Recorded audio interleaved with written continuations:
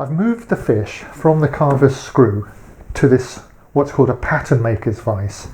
This is a vise that moves about on the surface. It's actually surface mounted, like so. So I can swivel it to get at it. But also it gives me a lot of height above the bench, so I can get at it very easily. If you don't have one, and I will put details in the download, then an ordinary bench vise will do. Pad the fish so that it's not damaged, although this surface we are going to work on, and grip it firmly so that we can start working on this part of the head. You can just, before we go on to the eye, just clean up the surface a little bit. Now we can see it clearly. So just work this, make sure that's all as you want it, and then we can move on to the eye itself. I'm picking a gouge that will give me the circle of the eye that I want. Ideally, I would use a number 9, but the 9 I've got is too small, and the next one up is too big. So because sweeps are parts of a circle, what we can do is just push this in and move it around. So I'm going to start here, push it into the wood, follow its cut round like this. Perhaps I can go this way. There's its cut. And I'm going to use this tool, of course, for both eyes, and then the eyes will be the same. So what I've done here now is I've just set in the outline of the eye. That tells me where it is exactly. I'm not quite ready to shape the eye yet. So make sure that's nice and firmly put in. Then the next thing I'm going to do is put in the first of these slits, which is called an operculum. It's a gill cover, or where the gills are. It comes around here like this. There are more gills back here, but this main one comes fairly well up the head up here, and it comes around and will go under the body down here. So I'm going to put that in with a V tool. I'm going to tilt it away a little bit, like this.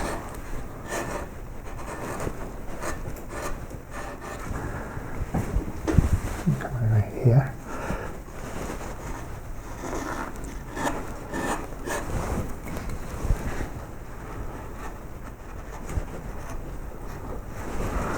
Why that's important is because the edge of this operculum here actually kicks up a little bit, which can make it kick up by taking wood away and bring it down into the edge of what I've been calling an eyebrow, which I guess is an eyebrow, and that eyebrow comes along here, and so there's a depression there, and there's a bit of a depression that goes on underneath here, and that gives form to the eye. So we'll take this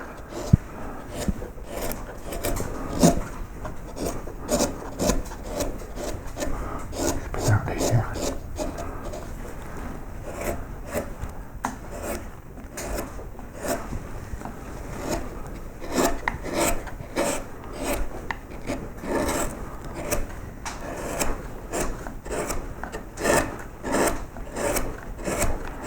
So it's a little bit hollowed in there, which is quite nice, and that contrasts with this sort of fat fish here.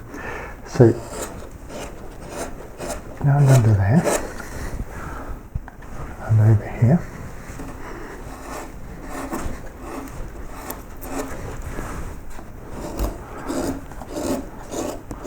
So when we've got this shape, with that going on, we can put the eye in proper.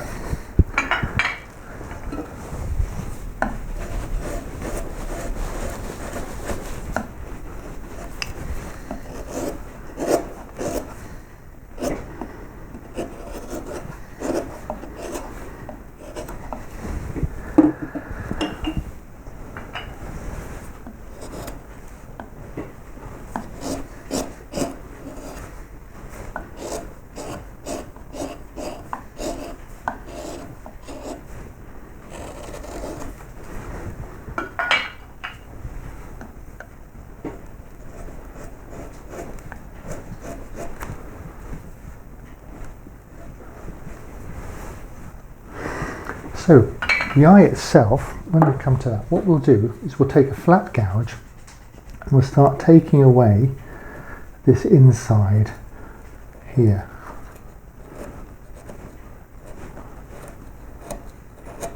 Like this. And up this way. And then when that doesn't come out, we can go back to this one.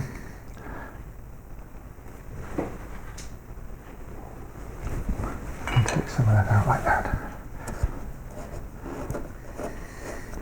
Make this eye come down so that we've got quite a nice shadow at the bottom and the top.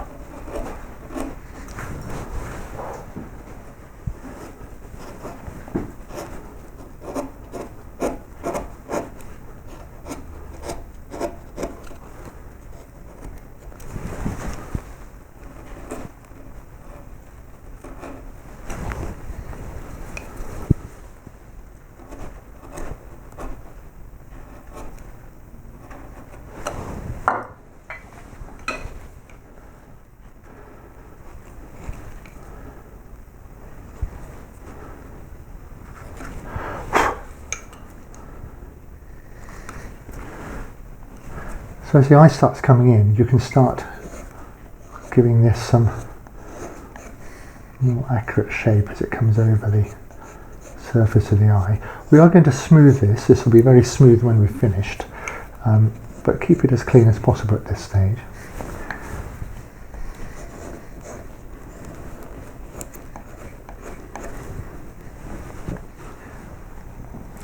I've pretty much finished the eye.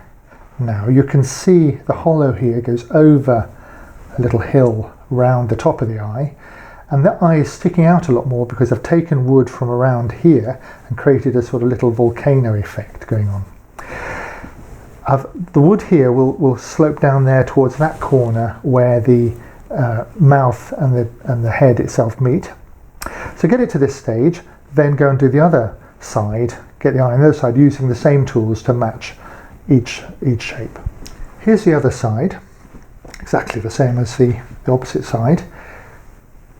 A valley around here and over here, so we've got a little hill going on, coming round and underneath on both sides here. So let's have a look at the top view a moment. The top view shows that the nose, if you like, of the fish towards the mouth is getting slimmer and it's symmetrical. And the gills here, the operculum, has come fairly much to the centre line. If I turn it over, there, you can see how much flat I've got left. And I do need to leave this bit at least. I've also done some work around here. So this is coming down and underneath a little bit. So that's a bit pinched under there.